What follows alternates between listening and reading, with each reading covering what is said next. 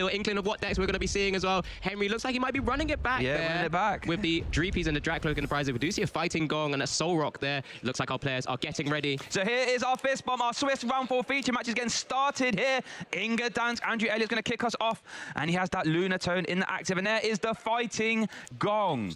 And it looks like he's going to, while he's concluding that Fighting Gong, where you can grab a basic Fighting Energy or a basic Fighting Pokemon, let's have a little rundown of that Ceruledge EX deck that he is playing. Quite a simple one, in all honesty. Get energy in the discard pile and send your opponent's active to their discard pile, because for each energy in your discard pile, that Abyssal Flames does an extra 20 damage. So the game plan is simple. Use Lunar Tone to draw cards by discarding your fighting energy to where Abyssal Flames is dealing 300 damage upwards, and just announce that over and over and over again. Worth noting that Ceruledge now does have the Soul Rock as a little cheeky attacker. Does 70 damage for 1 energy, can be used to pick up some early 1 prize card KOs. Yeah, it's got great synergy, just getting that additional draw power into the list as well. You know, Ceruledge has not really been at the forefront of the meta prior to Mega Evolutions coming out, but just having that extra package has really meant it's kind of usurped a lot of other sort of aggressive aggro type archetypes and become one of those which is actually able to hang around in the meta games. We do see the Soul Rock come down now. How's that Cosmic Beam attack that Shay has alluded to? 70 damage, and as long as you have the Lunar Tone on your board state as well, you can just swing away. Otherwise, it does nothing.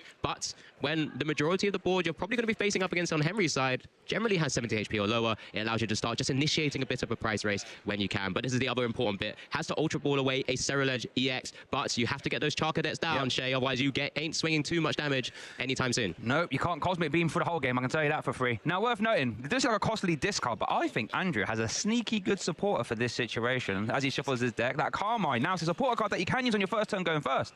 Discard your hand and draw 5. So I'm intrigued to see if he ends up playing it, because these Ceruledge decks love to just turbo, turbo, turbo. We could even see, you know, more cards to get through that. Jamming Tower's going to come down. There is the Carmine. So viewers, that is a supporter you could use on your first turn going first. Andrew's not breaking the rules, don't worry. 5 new cards. Let's see what else he has there. Could even draw into the Squawkabilly Alex as well to draw a little bit more. Well, use the Lunar Cycle now, though. Look, see, this is the power of that Ceruledge deck. Look how much cards we've seen already, Alex, so far. There's a Nest Ball being eyed up. There's a lot of energy in this hand. Could we see the Squawkabilly here, do you reckon? Or I mean, it just depends on what the other cards currently he's working with. But do you need to keep bursting? Do you want to put down a Squawkabilly, which then makes it an easy target for something like those Dragapult EXs as well? But here he is. It's just another Char Cadet. We're going to set up that board. He's going to be quite comfortable with that hand. A couple of energies in hand there, ready to go. I mean, I'd maybe like to see an energy attached to the active just so that you can pivot out. And then if you need to swing with Soul Rock on a future turn, you can do so, because let's face it, Emery's not going to try and put down no EXs for you to take out or 2 prize of Pokemon. So let's just see how we do this for the moment here.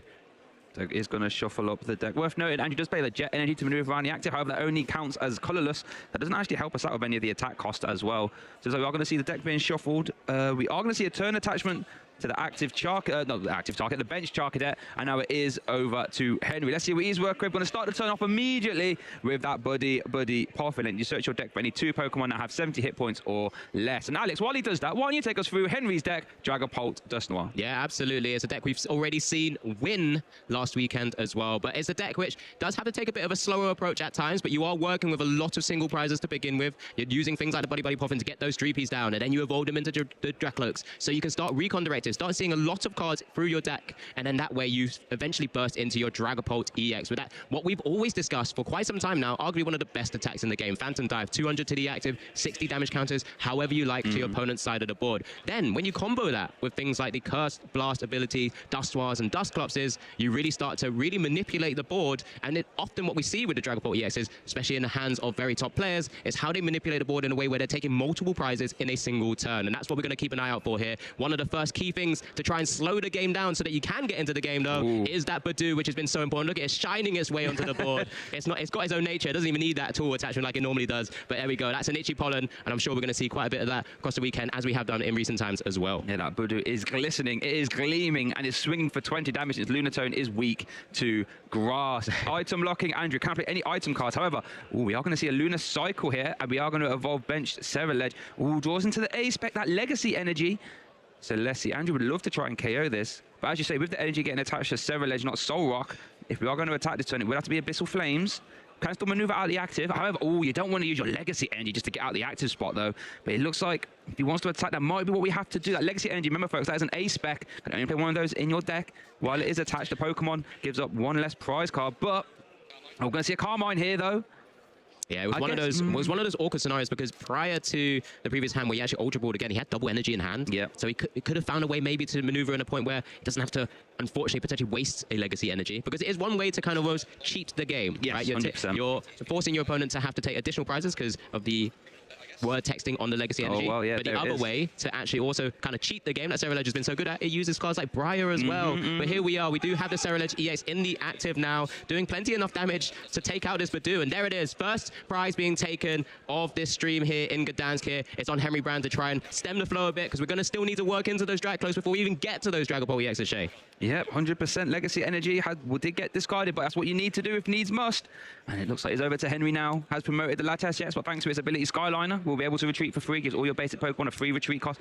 Bench Dracloak did get evolved. Nice Stretch is going to get back Badoo again. We could be winning it back. Lily's Determination. It's a brand new card from that Mega Evolution set. It's really helped catapult these Stage 2 decks to the top of the meta game. Shuffle your hand into your deck. If you have 6 prize cards remaining, draw 8. If you haven't, draw 6.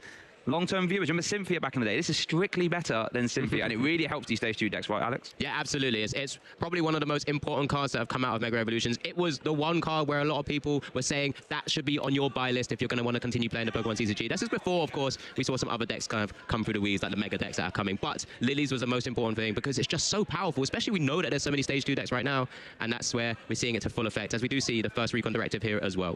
Yeah, first. I think I don't think I actually explained why this Dragapult is so important in this deck. It's one of these Stage 2 decks that love to keep the Stage 1s and play as long as possible. Dracloak has that ability Recon Directive. Lets you look at the top 2 cards of your deck. You can put 1 in your hand and 1 go to the bottom. So over the course of the turn, you are seeing, as we do see a counter catcher, I should say, into the Charker deck. Bear in mind, that one has a 2 retreat cost, by the way. Keep an eye on that. Yeah, so Recon Directive lets you see extra cards throughout your whole turn, but it also puts stuff you don't want to the bottom without discarding. So those resources will still be available once you shuffle your deck. That's why the Draglock is very important. And worth noting, Alexander, who won the Lille Regional Championship, he loved announcing Dragon Headbutt for 70.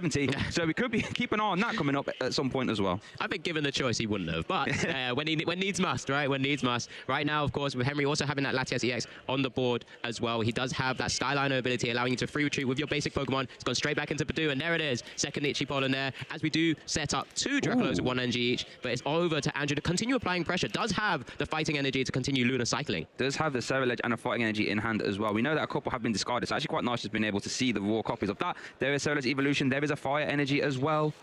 So things are looking okay. Yeah. We are going to take 2 prize cards here. Henry's going to have to start, applying some pressure at some point. There is the Abyssal Flames. Big KO thanks to weakness as well. Not really needed, but a lot of damage.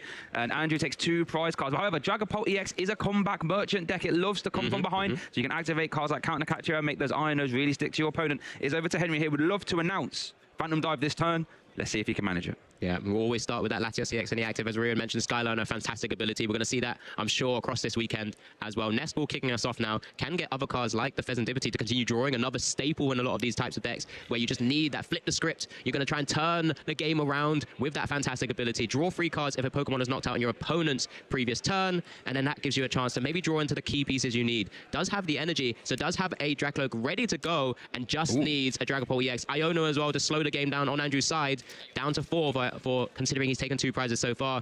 And then, of course, Henry, as you've already correctly mentioned, and we've always spoken about so often, Recon Directors are live, so we're going to see another 4 cards as well. We've got Flip the Script as well, right? Oh, yeah, So we're seeing a lot of cards this turn. There is Flip the Script, Pheasantipity, a backbone of the format, letting you draw 3 cards if one of your Pokemon was knocked out. Recon Directive first use as well. And we're going to need a second use, but I think, actually has the Dragapult EX in hand. I think drew it off the Iono as well, by the way. Then that was a counter catcher going to the bottom for, I believe, a Dusclops.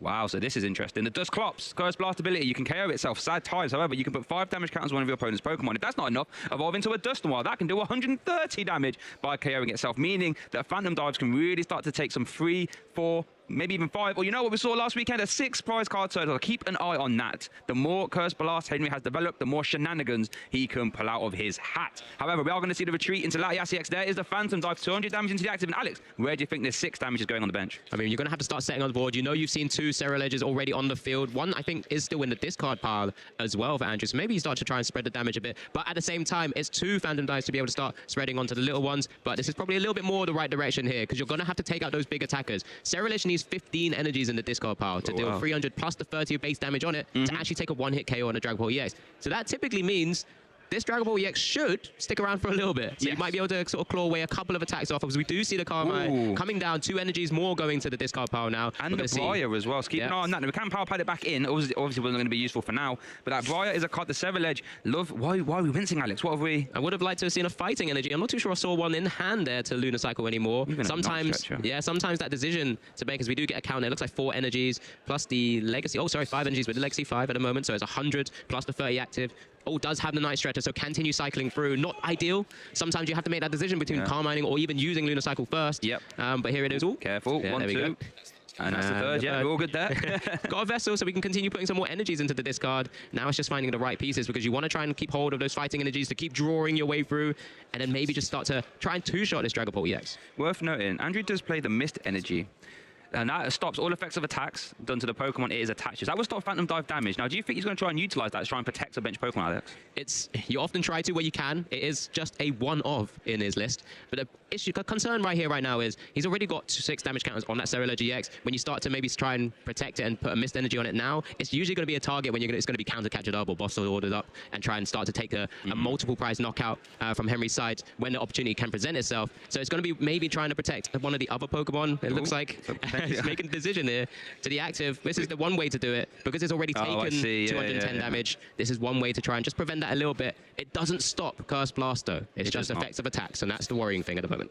So it looks like we are going to see the Abyssal Flames being announced here. We'll get a little count up. What is that? 7 energy. So 140 plus the 30 base. It's 170 damage. 170, I should say. Good in a range to make it a little two-shot. Yeah, there you go.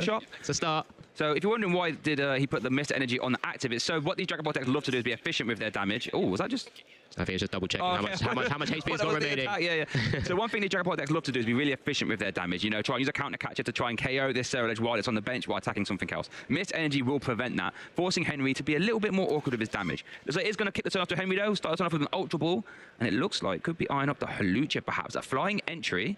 Then when you bench it, put 10 damage counters on 2 of your opponent's bench Pokemon. Alex, what would that be for? Well, let's think about this already. There's 210 damage on this Ceruledge. Now, if we can maneuver it to the bench, a flying entry, when the board allows him to do so, means that he could put 10 on it. And then it's actually then within range of just a Dusclops. 60 HP remaining. So some things that you're beginning to eye up. And then at the same time, Henry does have the Duskmire in hand as well. So can go that route to take some massive knockout here, or potentially try and maybe not even go ahead on prizes sometimes. He wants to evolve. And then are we using Curse Blast straight? We are going to KO itself, KO the active Ceruledge. Mid-turn knockout. Andrew will get to take a prize. Henry gets to take 2 prize cards here though. Key thing is Henry stays behind in the prize race, so if there are more counter catchers that he still can try and utilize as well. We've already seen one. I think you mentioned went to the bottom of the deck. There you go, 1 in hand. Next to that, so can still maneuver the Pokemon around and actually then force a really awkward spot. There it is. Counter catcher on the Solrock as well. Flying entry. The flying entry. That Charcadet on the bench. I don't think it's going to be long for the world. Oh, what's happened there? Counter catcher into the boss's orders. Gets the 10 damage counter on the Ceruledge. That's smooth moves for Henry. Puts it in fantastic range for a massive knockout. Taking out both threats on the board as well, because that Charcadet with only 70 HP. And what does that go down to, Shay? That's going to go down to 60. Perfect mass for the Phantom Dive. What a turn from Henry Brand. Absolute maestro of the Pokemon TCG. Maneuvering around Andrew's board perfectly. Dissecting the board. And now Andrew starts his turn with a Solrock and a Lunatone, and Henry has 1 prize card remaining. Dragapult, it's done it again, and there's the concession actually from Andrew. Henry Brand takes game 1 here in our Swiss Round 4 feature match, doing it with an absolutely incredible turn, chuckling to himself. He's thinking, yeah, that was on camera as well. Congratulations. Yeah, some players may not have necessarily found a perfect line there, but he grabbed that flying entry Hawlucha, knowing his board was locked. He knew he had to take out the active to open a spot, and knew his opponent, well, he's already shown a Hawlucha, right? Well, I'm promoting this Ceruledge, you're going to have to find another way around it, but counter catch it into boss's orders. When you've got so many cards and pieces in your hand, it's worked perfectly, and Henry was able to demonstrate Dragapult Duskmire to absolute perfection. We get a replay here, Shay. Yeah, this was the replay of game 1, that early counter catcher into the Charcadet, just trying to buy some time with the itchy pollen. Henry was just able to buy enough time, spreading out that energy cost, the energy, so we can get into the Phantom Dive later on. This was the first Phantom Dive. Bear in mind, Andrew's taken 2 prize cards already, but Henry, cool as ice, knew all I had to do is just get into this game slowly, announce Phantom Dive a couple times. That's all he had to do, was announce Phantom Dive twice, but this was the monumental turn. Curse Blast into the active, KOing that, forces Andrew to promote something else. Henry said, no, I don't want that in the active, thank you very much. Bring up Solrock, flying entry there, 10-10, and then boss's orders back up the Ceruledge. I want to hit that, actually, thank you very much. And now Hawlucha's done its job. Bring it back up. Nice stretch up for the energy, and then we saw the Phantom Dive, and that was all she wrote for game 1. After that absolutely incredible turn there from Henry, Andrew's thinking, well, I can't win this game with Soul Rock and Lunatone, so let's go to a game 2. Ooh, 2 Energy Predatoro prized for Andrew, and that missed energy for what it's worth, and Henry, a GP and a Draclo. Not too bad. Double buddy popping is something you want to see early on, but we already started Henry off. just had an attached pass, I should say, with the Monkey Dory, and Andrew is off to the races. Well, I wonder if, I'm assuming here, Andrew's decided to go second because Henry hasn't been able to do too much. But, you know, this is the one way sometimes if your opponent only opens a 70 HP Pokemon, but for Henry, he hasn't. It means that Soul Rock's not going to be taking that down too easy. So Andrew's going to have to be setting up his board the same way he done in game 1. Start applying pressure in some way, just say, my board's set up here, we're going to start swinging away at some point, and we're going to ask you questions. Exactly. Yeah, that Monkey Dory is safe. And, you know, had that bit of GP, Soul Rock could be making quick work of this. However, that's not the case, so Andrew's going to have to set up as normal. Nest Ball looks like, oh, no, that's Squawkabilly. A card we didn't see in game 1. No, we're going to get shuffled up instead. There is Soul Rock. Yeah, so core to the concept of Ceruledge right now. Helps combine the discard of energies so that you can sort of ramp up Abyssal Flames during the game, and of course then gives you draw power as well. There's a Carmine in hand, so that maybe that's why we haven't gone for the Squawkabilly. We can see 5 cards to begin with. There's at least 3 energies already going down there alongside the Pheasantipity, it looks like. As we do see Earthen Vessel here, so we can keep going. We're going to see some more cards, some more fighting energy, I'm sure, is going to come out of the deck right now, and just kind of try and weave in maybe another Charcadet. He knows he's not really under threat, which is a good thing, you know. I guess the Monkey Dory could attack. Yeah, that's what I was just looking at. But it's not taking a knockout. No, it's not taking a knockout, but that 60 damage could be relevant if that Charcadet became a Ceruledge at some point. So, but then I think if Henry needs to start getting energy onto your GP and such, does play near upper energy in his as his A spec. So, we are going to see more Charcadets are coming down. Okay, there we go. There you go. So we have not the 80 HP one has come down. Everyone's still wanting to play the 70 HP. Then we're going for are we attacking here? And that damage will just get bounced back. And actually could actually then take a knockout. What's this? I mean, oh yeah, with the mind bend. Yeah, sure, actually. Yeah. It's all clicking. It's all coming together. Oh, here's the Squawkabilly though. We didn't get to see this in game 1. I'm a massive fan of this card. Has that Squawk and Seize ability. If it's your first turn of the game, discard your hand, and you can get to draw 6 new cards. Absolutely fantastic ability if you're just trying to turbo through your deck as fast as possible. So Andrew thinking, right, I wasn't quite happy with that hand, so let's get 6 more. Keep an eye on the energy cards as they're flying into the discard pile as well. So more energy there. Ooh, there's a lot of energy in that hand, though. Jamming Tower, 3 energy, Soul Rock, and was that Professor Churro, perhaps? There's a fighting energy in there, right? We can keep cycling through, and that's fine. No, well, he didn't attack. Yeah, but obviously a good thing to kind of keep an eye on, but Henry straight away putting the Badoo down, does have Lily's determination. No Buddy Poffin right now, or other Dreepies right now, which can be a little bit of a worry, but he's going to try and slow the game down with Itchy Pollen at some stage anyway, but seeing 8 cards is always going to feel absolutely fantastic, and then we'll try and work through the game from there, because of course, Andrew hasn't been able to attack, take any knockouts, for example. We're going to have to keep an eye on how many energies are in that discard pile. We'll keep following through. But here you go. The full power of Lily's determination. 8 cards to hand. Well, there's one as an Ultra Ball. Okay, Night Stretcher. Oh, okay, we've got 2 Ultra Ball. Costly to use them both is an option. We do have 1 GP now. So we, at bare minimum, can play 1 Ultra Ball, grab 1 GP, pay the 1 from hand, that's 2. Yeah, and sometimes you might have to find an awkward scenario here because it's double Ultra Ball. Will you be looking for the Latias EX and maybe try and save the energy on the Monkey Dory? Because, you know, when you can weave in a Monkey Dory in a deck like Dragapult EX and get the energy attachment, you know, it doesn't happen too often. So when you can weave in an energy and keep it on there, it's always quite important. But it looks like we're going down a route of the double Dreepy, because I think you said one was in hand there, Shay, as well. He's down just now to the option of deciding, well, is the energy attachment on a Dreepy more important than keeping the energy on the Monkey Dory? I don't even know if there is an energy. Who's going to attack the Neo Upper? There's the pay energy retreat cost for the Monkey Dory. So Itchy Pollen is back online. That means Andrew can't play item cards for what it's worth. Let's see what he has in the hand. There's a lot of energy. This Lunar Cycle is going to have to go very well, it looks like. He did have to discard that Ceruledge EX from that Squawk and Seize. Here it is. 3 cards. Need to see a Ceruledge ideally. Oh, but we know one of them's boss's orders. It's not there. Briar and Earthen Vessel. Uh-oh. Oh dear. So is there a world in which you use Cosmic Beam here? Boss's orders, Dreepy of energy. Surely you pay retreat and Cosmic Beam. Yeah, this looks and feels good. When you remove the Neo Upper energy as an option as well, that's going to be always key here. And this is going to be the Jamming Tower also coming down. Not something that's going to impact the game too much typically, as we do see the Soul Rock in the active spot now. And there we go. That's a fantastic turn there for Andrew. Didn't get Ceruledge down, but did remove the Neo Upper and a Dreepy to take our first prize card here in game 2. Is over to Henry now. Let's have a look. I see a counter catcher. I see the Night Stretcher to bring back Dreepy. I know. Counter catcher up Lunatone. That's a chunky in the active geezer there. There's I know. Okay, so Henry will get 6 cards. Andrew will get 5. We assume Itchy Pollen will be announced here as well. It's down an ace back here for Henry, so we'd love to see an energy attachment to a Dreepy. Yeah, this is going to be one of those awkward things because there's an energy on Solrock already, we can attach to the active and just retreat back in and still swing away. But it does mean that, you know, you have to waste that energy attachment onto the Lunatone for the moment. So just correctly identifying this is a way to slow down a bit of the game plan from Andrew's side. You know, if we're keeping just Charcadets on the board, they're not big bulky EXs that have to eventually get through. As we do see the Pheasantipity flipping the script, looking to turn the story around here as well. So let's just see what further cards we've got. We finally get a Duskull down at the same time. Love to see that. It's got the energy, and it's just going to be the Itchy Pollen. And then it is over to Andrew. Itchy Pollen doing 20 damage because of weakness, of course. Now, there is a Ceruledge. It's evolving the 1 damage so that it's not an easy target to a Dragapult EX Phantom Dive. We got energy as well. Is that another Ceruledge? 2 Ceruledge? Okay, we like that when you want. I'm not going to tell you that for free. Now, do we use Lunar Cycle now? I think that's what he's second guessing himself. He's going to attach it. I think that's safe. Well done. Yeah, I like that. Yeah, just in case. There's well the done. Carmine. Okay, let's see what we get here. At the bare minimum, we can use Cosmic Beam. Ooh, no fighting and no fire energy, I should say. Still item lock, so unable to play him. So it is going to be the pay retreat into the Cosmic Beam. Solrock taking another prize card here. But remember, this is where Andrew was in game 1, so we can't get too ahead of ourselves here. Henry knows. Okay, this is going to have to be the time. He's checking the discard pile. Worth noting, hang on. How many 5 energy in that discard pile? Because he's priced through 2, right? Took 1 out of the prizes.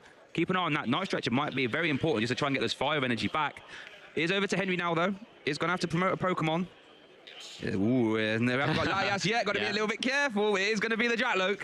And here we go. What can Henry piece together here, Alice? What do you think he's going to try and... What's his perfect turn, do you think? I mean, this is still one of those boards where he's going to need to get that Dracloak on the bench active as well, so we can keep cycling to get those combo pieces. That's always going to be key. We do see flip the script. He already has energy and Dragapult EX in hand as well, so he can start swinging away. Has now drawn into a Duskull, so 1 smaller Curse Blast is live. But right now, whether that's useful or not is to be seen. I think we're going to try and get maybe another Duskull down is another option at the same time, as it looks like was at the Flying Entry Hall. Lucha coming down. Sent to the bottom. Oh, sent to the bottom. Okay. Of course, the other option. It's not Halucha's time yet, my friend. There is Luminous Energy. No, Fire Energy. Ooh, okay. We doing a Dragon Headbutt? Or are we going into another, maybe Badu at this point? Maybe slow the game back even more. We could be going Badu. We could be doing Dragon or Jet Headbutt, I should say. 70. You've been calling for this. If he's going to Dragon Headbutt, I mean, you've been wanting to see more of it, Shay. Maybe this is one way to get Squawkabilly down to, 90 HP.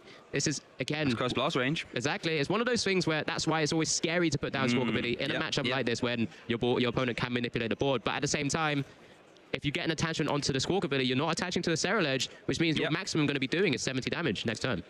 So you can wait. You can take your time. It's an interesting play. And, putting down Squawkabilly against Dragapult, it's one of them. It's really scary, actually. And then what can you do? We're obviously projecting right now, but if Solrock comes up and attacks the Dragapult, you can get an energy attachment onto Monkey Dory and then start manipulating more damage counters. But there it is. There's Dragon Headbutt. Your favorite attack of last weekend. Like Dragon Headbutt is the Dracloak. It's Jet Headbutt. Jet Headbutt. My bad. From Dragapult. Thank you very much. Yeah, he's evolved now. He's a Jet Fighter. He's going around here, there, and everywhere. It's over to Andrew. Has got his items back for the first time in a while in this game. So let's see what he can manufacture. So iron up the Lunar Cycle. Remember, one way to just maneuver is something like the Professor Churro scenario, but it is prized. That's one thing we have to remember from what we saw a little bit earlier, of course. But the other way to maneuver has been those jet energies that a lot of these decks play. Sure. But again, that doesn't count as a colored energy, though. Exactly. It's not an Abyssal Flame energy to allow him to attack. Remember, he does need 15 into the discard pile to be able to actually one-hit KO a Dragapult EX. So like we said, this Dragapult typically will stick around for a little bit longer. I wonder if is there... This is really interesting, right? Because one way you could try and combat what Henry's trying to do is put a Legacy Energy on the Squawkabilly, perhaps. But does Legacy Energy work if you get KO'd via Curse Blast? Let me double check. No, it does not. It's attack. It's knockout from attack. Just attack. Sure. Oh, yeah. So that wouldn't work either. So this Squawkabilly, looking a bit scary right now in the X-Spot. There is Ultra Wind played. Worth noting, getting rid of 2 fighting energy there. So it's just ramping up, getting it ready. It's that interesting decision, isn't it? Because to try and ramp up your Ceruledge, that means you might get less Lunar Cycle, perhaps. So you have to sort of walk that tightrope of, do I want to draw a card or do I want to smack with Abyssal Flames? The one not great thing for Andrew's side right now. Henry's got a board state which is actually all over 70 HP, so can't really send up a Solrock with a boss's orders to take a cheeky 1 prize here. Oh, it's just an energy active to retreat. And what are we promoting here? It's going to be the Solrock. As you say, though, we could start getting Monkey Boss's orders. Hold on. Yeah, start hitting something. That resists. No, it doesn't resist fighting. Okay. No, so it goes for anyway. Cosmic Beam, doesn't it? I apologize. But yet there is the Cosmic Beam. And it's worth noting, some Ceruledge lists, have you seen they play the Premium Power Pros? You can actually bump up the Cosmic Beam. That's not an option here for Andrew, as we are going to see the Cosmic Beam for 70 is over to Henry now. Here we go. He gets those abilities back, of course. Those counters there. One still edge even on the Dragapult EX. Has no ability, but doesn't matter. Recon Directive. Let's see what we're getting here into the hand. What is that? That was a Luminous Energy. So we do have the energy requirements needed for either Monkey Dory or the Dragapult EXs at this point. which a lot of decisions then to make, because there's a Dusknoir as well. There's a lot of There we options. go. That's a big threat to the board state. No, the sinister hand of Dusknoir has entered the field. Are we gonna see Curse Blast? We are. Oh, go on, Henry. There we go. So it's KO'd. 13 damage counters. Uh-oh, Squawkabilly. That is a mid-turn KO again. Remember, from game 1, this is exactly what Henry did. Mid-turn knockout. 2 prize cards. Turn continues. So we still have our energy attachment. We still have counter catcher in hand as well.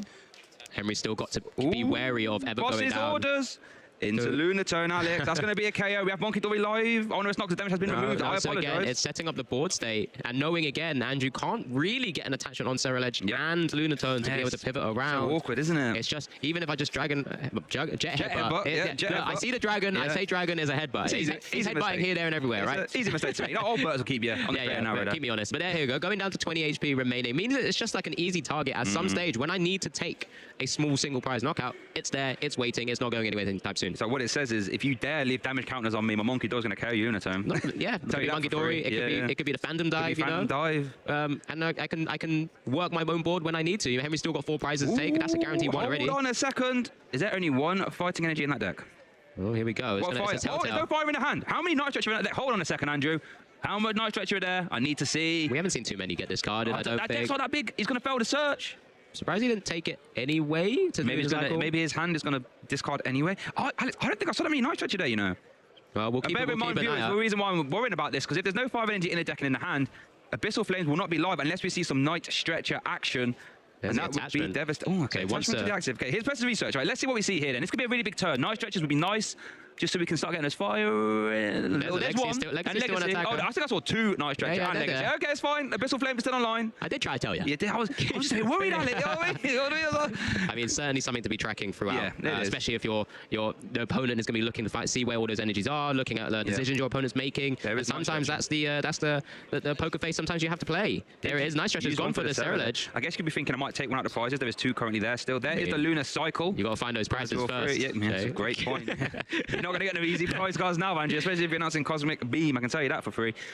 Really should have been looking at this card and just double checking how many of those energies are there. We're starting to ramp up. There's double bosses orders. Shuffling 2 supporters when we just got ball back into the deck. Did Briar get this card off? Is Briar still available? Not this game, but again, it's one of those cards which, again, it's got a really unique effect, right? Yes. You can only use this card when your opponent has gone down to 2 prize cards remaining. And one of the best things about Dragapult, you know, I'm self-KOing myself with stuff like the Dusclopses and the Dusknoirs, so I'm not going to put myself down to 2 for your benefit. Not happening. But look, needs must. If there's ever a position maybe Henry's kind of forced himself into, and he I have to do this, and hope you don't hit Briar. I just want to draw attention. Henry is counting those energy out, so we saw the Night Stretcher getting moved. We saw the energy. Oh, there's another Night Stretcher. He's grabbing a fire energy surely to get that. Oh no, he's got Legacy in hand. So. Oh, he's grabbing. Ooh. Yeah, so he just has Legacy energy now to Abyssal Flame until we start taking prize cards. A Night Stretcher in hand. No, he played them both this turn. One was for Ceruledge, one was for the Fez, looked like there was one more. Was that? Whoa.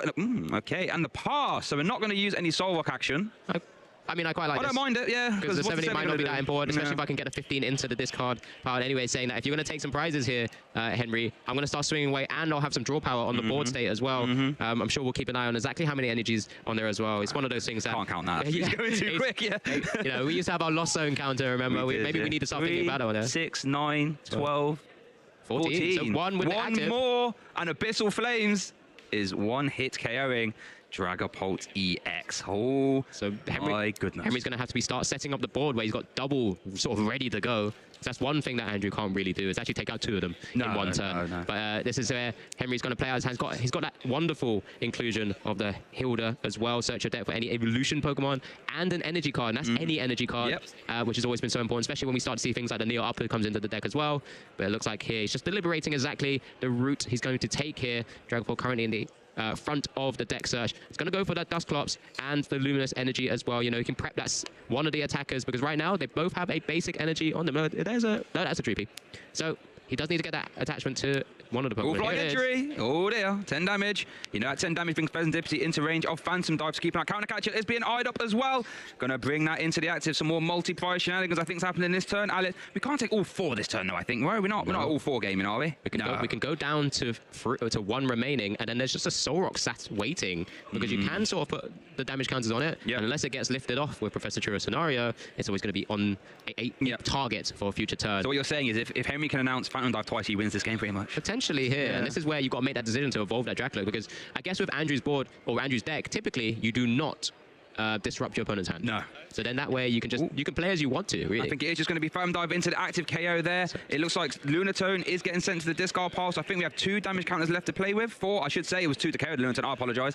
And it looks like going to be on that Ceruledge for what it's worth, and a little bit on that one as well. So he's prepped, I think he took Dusclops to hand as well. Yeah, so that will be in hand, yep. 3 prizes to be taken by Henry, as we do see it now coming to his hand there.